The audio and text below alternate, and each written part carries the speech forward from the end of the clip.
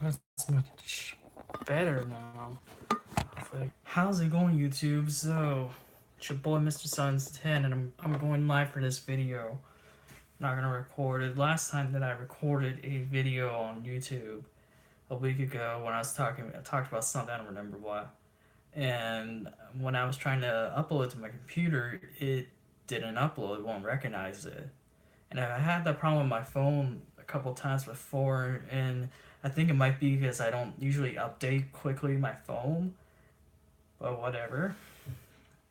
I got it on YouTube either way.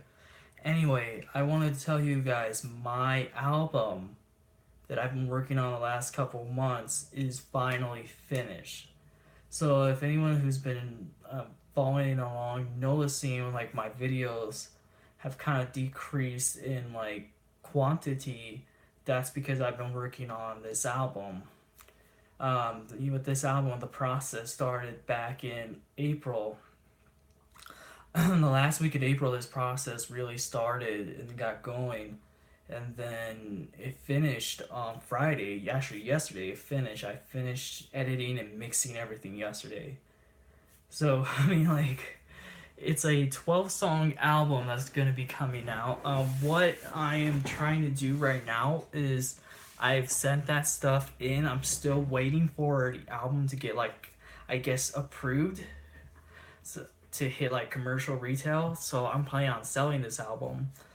If everything goes okay and it gets approved and everything, we're looking at a July 6th release date. And when that information becomes available, I will have a link provided where you guys can go buy it when it comes out. I don't remember if I'm gonna have people pre-order it or not. I don't think I pressed that option, but anyway, I think it's a very unique opportunity for me to be able to come out with an album, and it's something I've always wanted to do. In fact, that's why I have this really long beard right now, is because it's just the creativity that got into this album is reflective on that beard. And I do have to apologize if I seem a little bit out of breath. Um, I've been having a hard time breathing the last few days. I feel like I have a pinched nerve right here in like my shoulders or my lungs or something, and it's like I don't know if it's because of poor posture or if I don't sleep. It's because I don't sleep well, or if it's my allergies, or if it's because I'm also losing weight, or maybe a combination of all those things, or maybe I have some really horrible disease. You never know. I don't know myself. But anyway, I'm gonna talk to you guys about the album. Really quickly, I don't know for certain if I'm gonna post the songs on this channel. The reason for that is I don't know, especially with copyright and everything. I'm not specifically sure how that works. If I post my own songs on this channel and they get claimed by basically me because I'm independent, if they get claimed by me, then it puts me in a really awkward position and it's super weird. So I don't know how that's gonna work out. But I'm gonna talk about the album, what I'm planning to do with the album. Hmm. Thank you, Punk. Thank you for that was a good comment.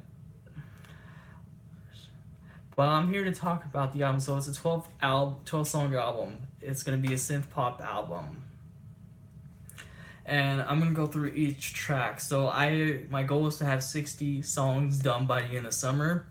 That didn't happen. There's some things coming up for me that I really need to get done first. So I had about 20 demos. So there's a few songs that are completed, are done, that didn't make this album. Um, I don't know what I'm gonna do. Maybe I just release those songs on this channel. Maybe so. But I'm gonna start with the track listing and see how that works.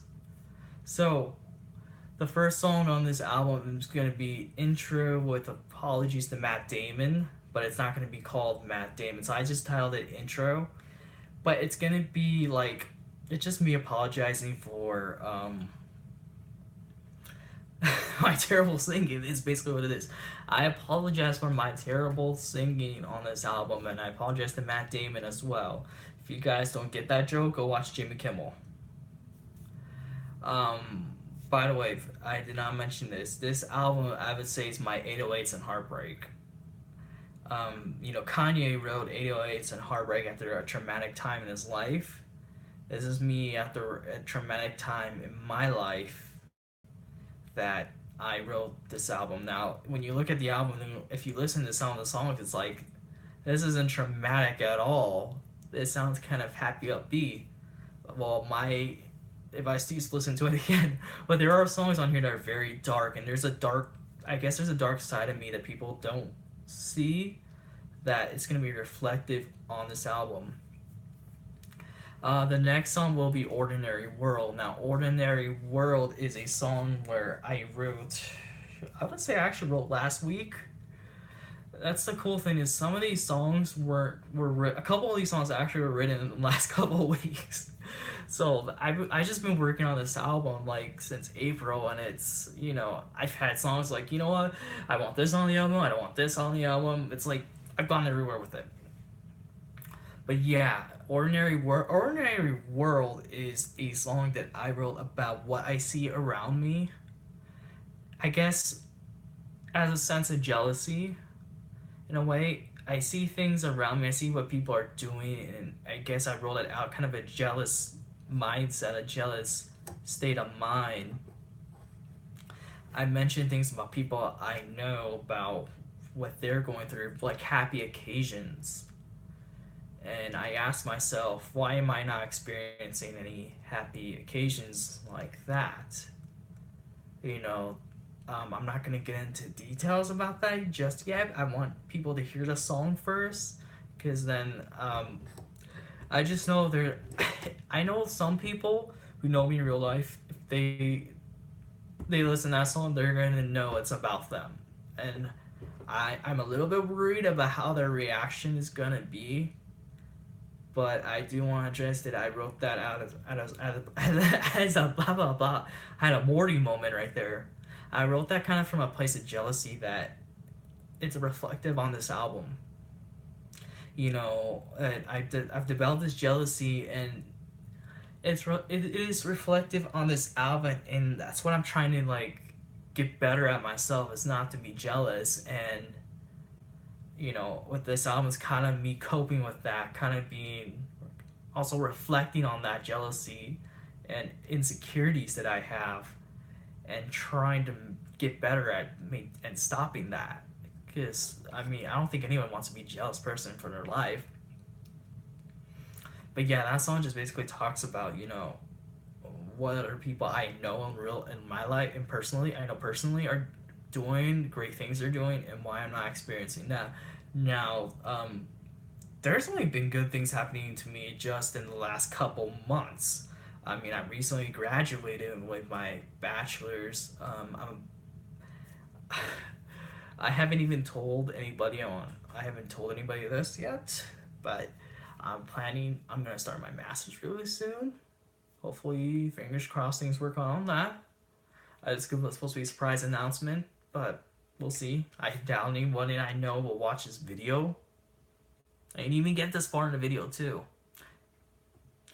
But really, if you are this far along in the video, I want you to type in your favorite video of me. Or just say hi. Actually, do this.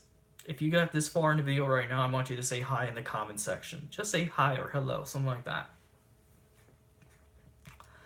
Anyway, back to Ordinary World, and it just takes these, these jealousies that I have and put it in perspective, and it's a sad song. More to what's sad about, it's more sad from my perspective. The next song is called All of Me, and no, it's not a John Legend cover. All of Me is kind of this dance rock track that,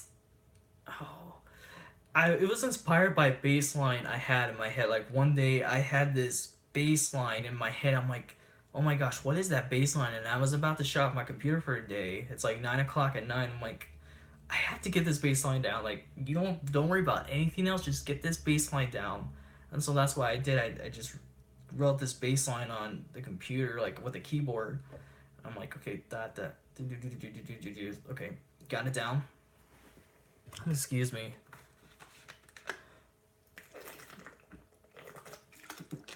Like I said, I've been having some trouble breathing the last few days, so it's important for me to not talk as fast and to take more drinks of water.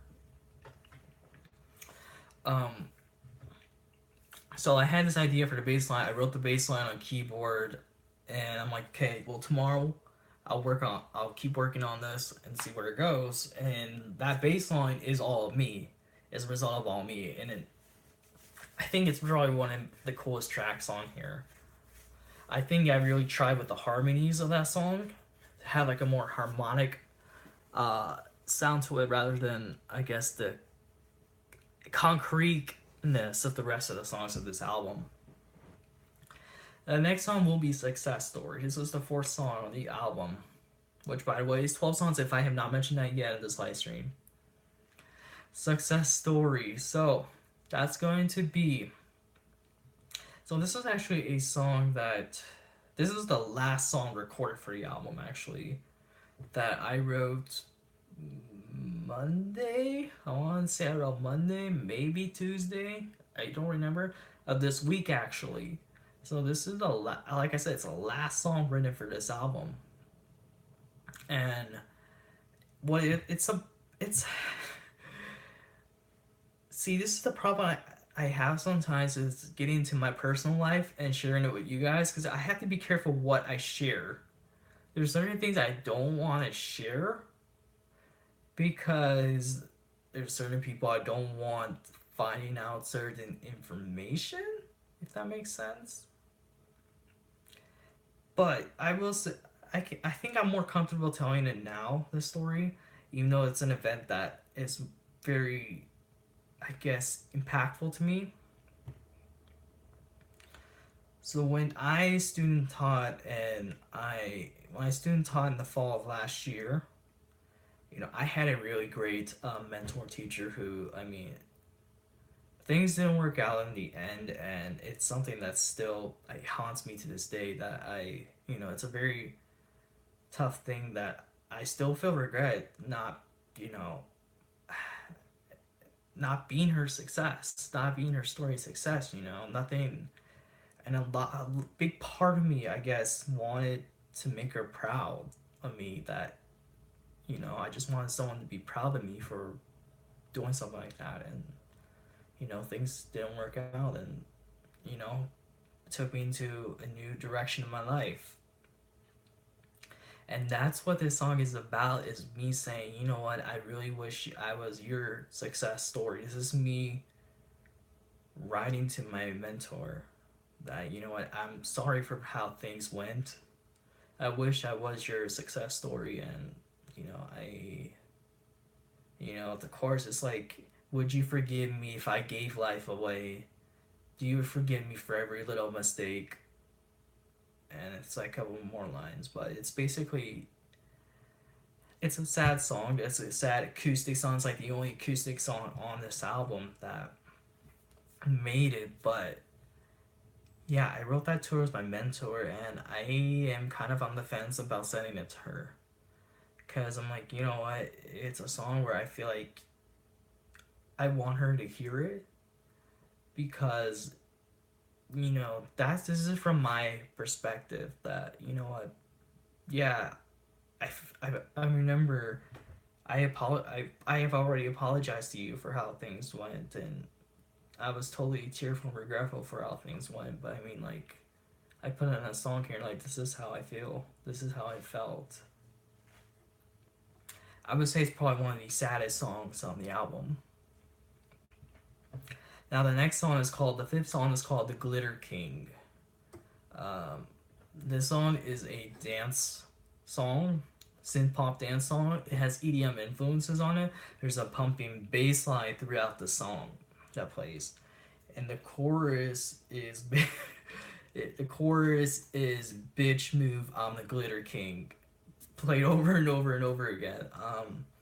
I also shout out Playboy Cardi B, if you guys know who they are. They're rappers, so I kind of shout them out there in a song. Not like randomly, but like as part of a verse. So I don't know what else can be said about that track other than it's a dance song.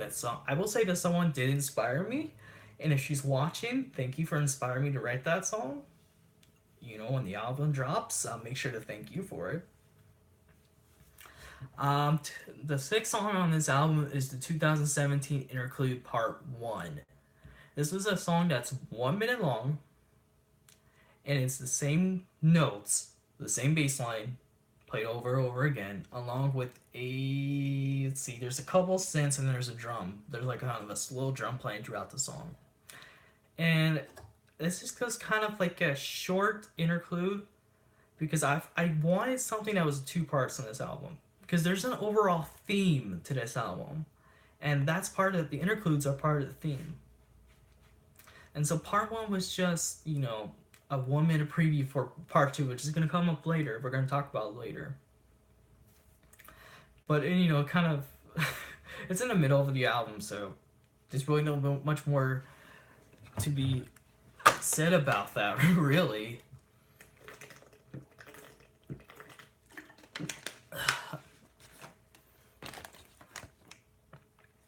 And by the way, now that we're actually at the half point of the album, I do want to say that these songs I wrote were written, I guess, mostly in the last couple years. Actually, most of these songs were written this year, actually, in 2018. But there's one song that was written in 2016, one that was written in 2017, and some of the other tracks that didn't make it in this album was written in the last, actually, I have a song on here that didn't make the album that was written in 2012, actually. So that's a very long time ago. I was still in high school at that time, which is crazy. All right, back to the album. Song 7, Feel the Heat Wave. Now, this song is half serious, half a joke. When you hear it, you'll understand why. Excuse me.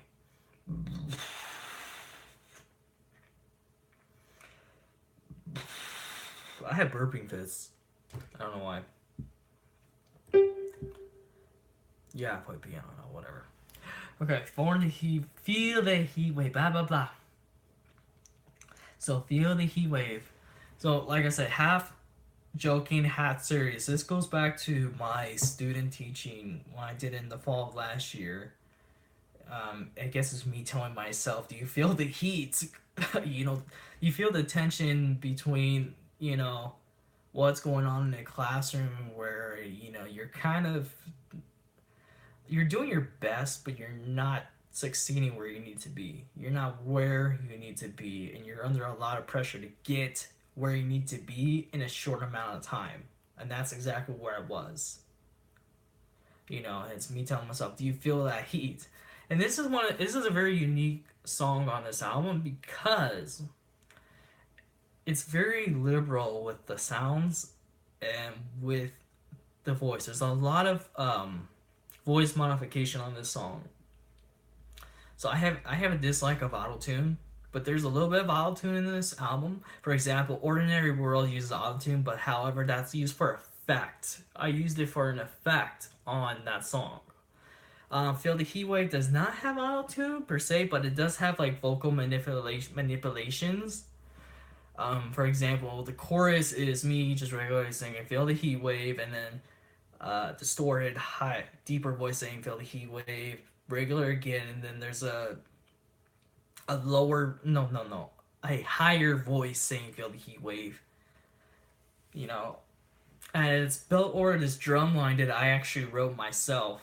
This I don't want to call it a trap beat, but it's use of synth drums. I use synth drums on it, and it's actually a drum beat that I actually wrote myself. So I thought that was pretty cool. I would say it's probably one of the most catchiest on the album. The only issue I have with this song is that the vocal quality, because I had the vocals for all these songs done, and what happened was I had a cheap like $20 microphone. I'm like, this isn't gonna work. This is not gonna work with my terrible voice already. So what I did is I Spent $80 on a new microphone that's way better. It's so much better. Doesn't have any static and doesn't have any distortion that you randomly hear for no reason. And I actually re-recorded all the vocals, which is why this album is not gonna come out this month, because it took longer because I had to re-record all the vocals for the songs, even the ones that are not gonna make this album. But anyway, with Feel the Heat Wave, that's one I did not re-record the vocals for because I guess I felt like it was good enough on its own. I could have recorded it, but it's also, I think, parts of laziness too. Because I'm like, I've re-recorded all the vocals, but one other song besides this one. And I'm like, yeah, I did so much vocal modifications to this song that I'm like, I really don't want to touch it again. And I really want to make the album, so people are just gonna have to, if you want to skip it, skip it. You know? Alright, the next song is This I Love. No, this is not a Maroon 5 cover. This is another interesting song. I think this is part of my kind of mindset of having kind of a Kanye West type production where I'm kind of looking for innovation. I'm kind of looking for mixing genres, mixing ideas.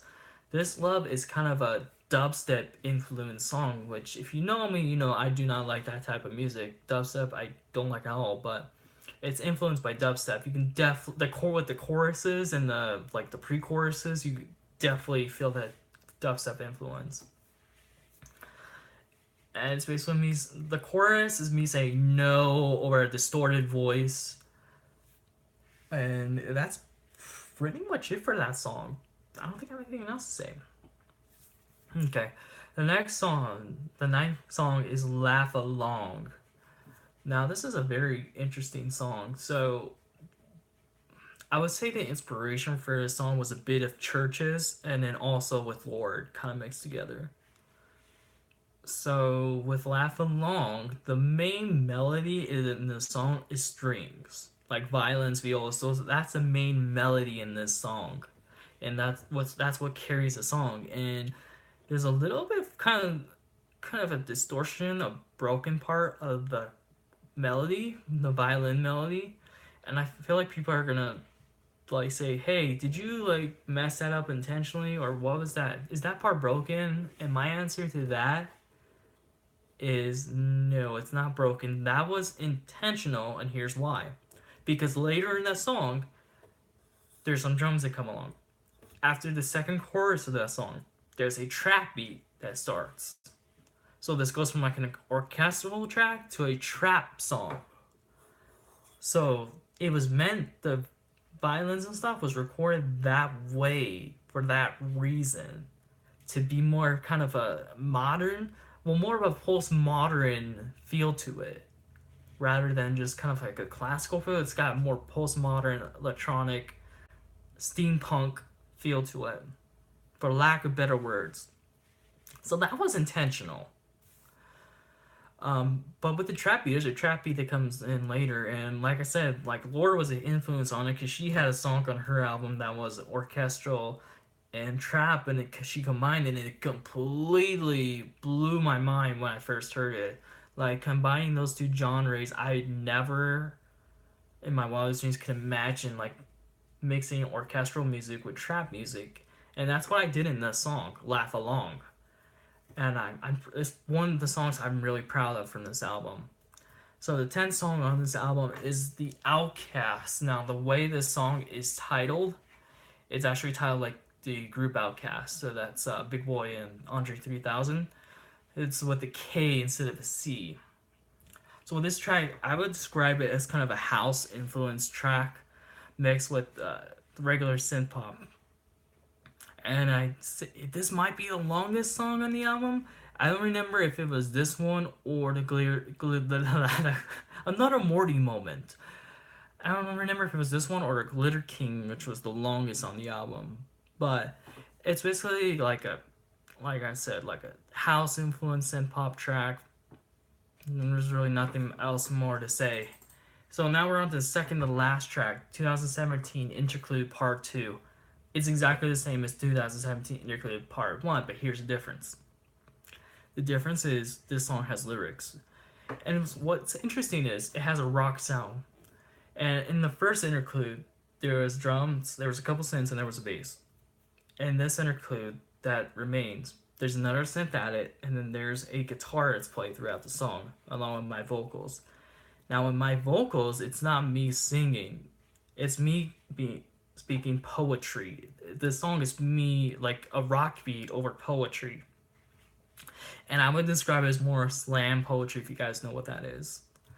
So it's more of slam poetry over a rock beat. And it really describes, like, the lyrics really describe, well, the poetry. The poetry really describes, I guess, what I went through throughout 2017 and in some of 2018. And it's one of the darkest songs on this album. You know, I'm not going to give away the details to it, but I wanted it to intentionally sound dark, and I legitimately sound super crazy on that song. I sound like I was either super pissed, had something stuck up my ass, or something like delusional or something like that. I don't know, but I sound like a freaking madman in that song. I just wanted people to hear it, and if there's one song I'm gonna ask people that I know to listen to, it's gonna be that one, because it's gonna explain some things that I've been reluctant to talk about. There's some people that know what's happened in my life, and I'm pretty sure they don't want to hear that story again. But I feel like it's important to get that story across, because I feel like there's people out there that do not understand that story of what I went through. And me hitting rock bottom and then getting out of that rock bottom recently and finally, going up, seeing days are more brighter than they were before. So the last song on this album is Just Hold On. Now, like I talk about with rock bottom, hitting rock bottom, that's what this song is about, is hitting rock bottom and just holding on. Despite the fact that, you may be like on your last breath, you may be like just clinging to life, you may be just like thinking, what's purpose to risk of life? That type of mindset. And it's telling people that, what, just hold on, despite that there's crap going on in your life, there's trouble around you, there's things in the world that piss you off, there's things in the world that you want different, not only for yourself but for other people. And it's telling you to just hold on for basically better days. And what's interesting is there's an organ that's played throughout the song. The song is like my singing, an organ, like a bass that's used more, not for like a driving bass, but more for I guess a melodic purpose. And then there's drums that kick in. And the song actually ends with, I changed the ending with the song. So let me back up a little bit. I changed the ending to the song. Originally, the ending of this song is supposed to be, and if history repeats, just hold on. The last words of the song are supposed to be just hold on. But I ended it with if history repeats, and then the drums and then the organ keeps playing. The reason I did that was kind of to leave it as an ominous kind of cliffhanger in a way. Because if I end it with the just hold on, well, that's it, that's the song. But if I end it with, and if history repeats, you're waiting for like the chorus again, you're waiting for it to just hold on, but it doesn't come. Like, why doesn't it come? Did history repeat? I think it's a very clever use of not repeating the chorus for the last time. I like it. Now, this is a song that was recorded with my like $20 cheap-ass microphone. I did not record it again because I felt like the vocals were good enough for this song that I really did not want to re-record it, especially with me being like out of breath a lot lately. The last couple of days at least.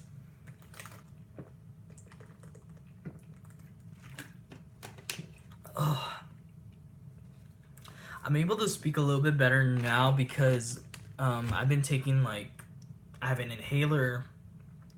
I have an inhaler that I use for like emergencies just in case. You know, I've gotten inhalers before because I've had trouble breathing. In fact, I mean, when I look back at the last 70 years, I've been in like urgent care a few times because I couldn't breathe. Like it was that bad.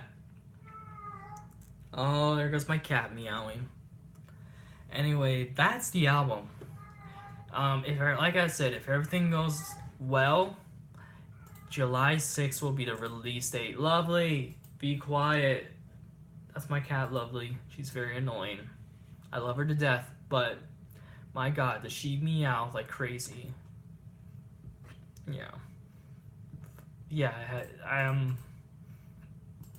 Like I said, the album hasn't been approved yet, from what I'm looking at. But either way, if that doesn't work, I'll find another. I'll find some other way. If nothing works, I'll just upload the entire thing to YouTube. You know, I have an issue with that. So there was a few songs that didn't make the album. I'm gonna list them now. Just quickly talk over them.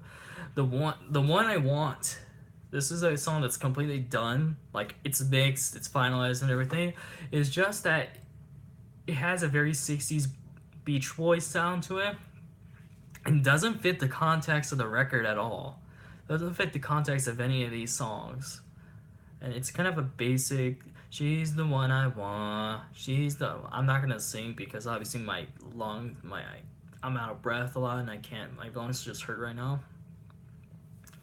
But the it's a 60s sounding song and it doesn't fit this album at all. So I don't know. I just didn't want it on. The next song I didn't make it was Danger Zone. This didn't make it because I just didn't think it was good enough. You know, it's all done, it's all mixed and everything, but when I'm listening to it, I'm like, you know what? I feel like the synths are kind of off. I feel like my vocals are too fast. I feel like, you know, I should really change like the BPM of the song. I should really change how I sing the song, how I play the synths on the song. You know, and it's a mess. And it's one of those songs I think that the lyrics of the song are it's really good. It's one of my best, I personally believe. But I'm also like, you know what? If I ever want to release this song, I need to redo it all. I need to redo the vocals. I need to redo the synths because it just needs to sound better. It needs to be better. There's another song called 20, which is a very dark song that I wrote, kind of influenced by a girl. Some of these songs were influenced by girls, but I'm not gonna tell who or what. 20 was influenced, and it's got a synth punk sound to it. I didn't record vocals for this song because I spent like a couple weeks practicing this song, trying to play it. I wouldn't even record it. I would just practice in my mic, just singing the song, and I'm like, something just seems off about it. It doesn't fit. Like, am I going too fast on my vocals? Am I not, stopping myself and playing? I don't know, but just the vocals that weren't even recorded. I'm just like, you know what? This probably wouldn't even make the album anyway. So I'm just gonna leave it as it is. The next song is called Mercy. Now this didn't make the album because I recorded live instrumentation on that song. Which this album does not have any live instrumentation except maybe one of these. I don't remember. One of these might have a live instrument on it. I recorded with my own microphone and it sounds like crap. So this is a song called Mercy that didn't make it. And it's kind of I would call it a Paramore influenced track. And also it doesn't fit the context of the album either, so didn't make it. EDM 1118. That's another one that was completely done, vocals done, edited, completely done. I wrote that song actually on January 1st, 2018, which is why it's written 1118, and it's an EDM song, which is why it's EDM in the title. Yeah, not that clever, but anyway, that's why I wrote that song. It didn't make the album, probably just because it just if I had another spot available, if I wasn't gonna make this a 12 album track and I said, I'm gonna have 13, this song probably would have made it, honestly. It's an okay song, but I just wanted to limit this to 12 songs. So it's unfortunately it was cut out. Another one that didn't make the album was Manifest Destiny. This is a song that I wrote, but I had some trouble with the, I guess, writing synths for it. Like I had not synths, but I had trouble with writing a melody for this song, and that's what I'm like. I'm gonna stop on this and maybe pick it up some other time because I just can't. And then also with that song, the lyrics kind of sounds like it kind of sounds kind of this glorification of Manifest Destiny, but it's not. It's not intending to be. In fact, in this song, it even kind of condemns it in a way, because if you guys know anything about Manifest Destiny, the idea is a good idea. However, the implementation, especially with the treatment of Native Americans and forcing them off their lands, yeah, that was not a good idea. That was terrible, honestly, to do that. Trail of Tears happened during the Manifest Destiny era. If you know anything about Trail of Tears, that was an absolute travesty that should never have happened ever in our history. So I had concerns about that would, be seen as controversial, but I also couldn't figure out a melody for that song. Expectations. This is a synth punk track that I wrote. It didn't make the album, honestly, because it just didn't fit. It didn't fit with the overall theme of the album, and I'm actually gonna save this one because I feel like there's another album I have in mind that it fits that album way more. The next one is Sarah's Town. This is a song I wrote back in high school in 2012 that I think it's good enough to be on this album. However, it just didn't make it. I recorded the vocals on my other microphone, and I didn't want to record. I didn't get to around to recording the vocals yet because the breathing issues I've had the last few days. I haven't sung since Tuesday, I think. Was it Tuesday? Tuesday or Wednesday? And Wednesday, I think. Wednesday was when these troubles I had breathing started, so I didn't get around to it. And when I had my 12 songs, I'm like, you know what? I'm perfectly content with these 12 songs. Let's go. Let's get this album out. And so Sierra's Town didn't make it. Say Something's another one which didn't make it because it's extremely dark, and it's a song that I think people who know me would be severely concerned about. They heard it. Another song that didn't make it was Reject My Love, which the instrumentation is done for it. However, I did not record vocals for it. Oh my gosh, the lyrical's lovely again. Meowing. Lovely, what do you need? What? She's the most annoying cat in the world, I swear. I'm trying to think of any other songs that didn't make it that I can think of. I think those are all the songs that didn't make the cut. There was another song that I wrote where I wrote like the music for it. But I haven't wrote lyrics for it yet. And it's a very different song. It's kind of a acoustic guitar with some Latin drums and a synth line. And it's different. So didn't make it to this album anyway. If I release a second album, it might be, but I don't know. I just wanted to come on, on live and just talk about this new album I have coming out, because I just really want it. I really feel good about this album.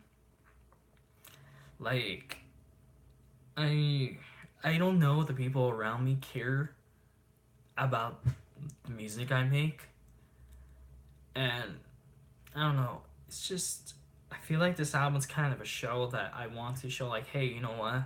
I'm capable of making music, whether that's getting on my acoustic guitar and playing to my subscribers on your YouTube, or, making an actual album that actually will be on iTunes and Spotify and Tidal, Anyway, that is going to be my album. A little bit more detail about the recording process. I used GarageBand on this album.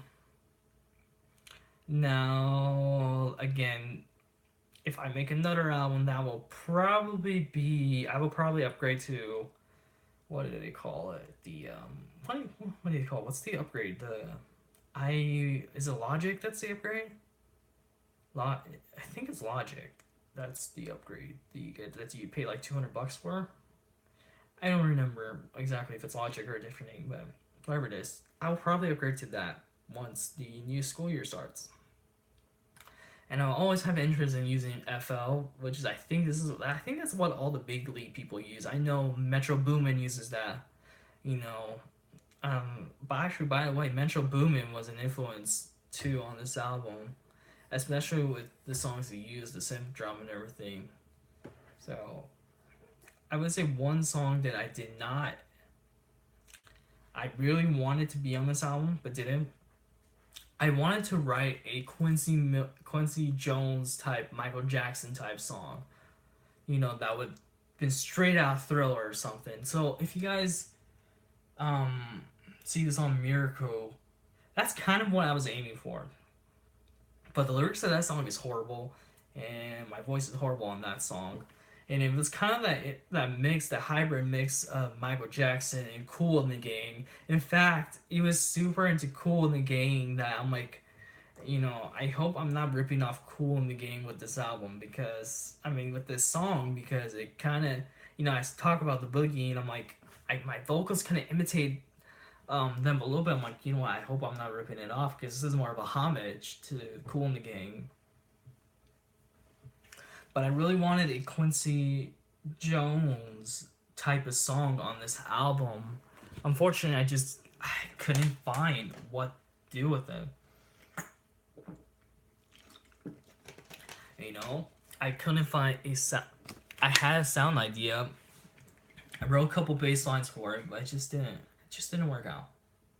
And that's okay. Fine, write it a different day. Find another day to write it. So, the production for this album started on late April. I would say April 26th. It was the last Thursday of April that it started. 20, so it would be the 26th then. So April 26th is when it started. And then till yesterday, June 15th is when I finished the album. So honestly, this album could have came out in May actually, but in May I was finishing the last of my schoolwork and I was still working, so I was just really busy and didn't have time to, dedicate myself to this album. In June, that's why I was able to get this done now, is because in June I had a lot more time where I could dedicate to getting this album done. And it's something I'm proud of. It's something that I really think and I really hope that people will listen to and they will think maybe not different of me, but see there's a different perspective to me than what you think. There's a different side of me that you don't know, and maybe that's a side of me that you do not want to know. But anyway, I think, one last thing. I did this whole project by myself. The production, the mixing, the songwriting, the singing, the instruments, everything. Even the artwork for the song was done by me. So it's incredibly hard. It was incredibly hard, especially with the artwork, because I am not an artist and all. I am a terrible drawer, but it was all by me. So it's something to be proud of. I did have my brother though listen to a few of my tracks, so he's the only person that would have any other influence on this album. That not influence, but like I guess any stake in the album was he listened to a few tracks and gave me his feedback, so that was like the only other person. But thank you to him though. Anyway, I'm gonna end the live stream here because I'm losing my voice. There goes my cat again. And I'm like, you know what? I'm gonna end the live stream there. If you guys got this far, I want you to say hello. And we are out.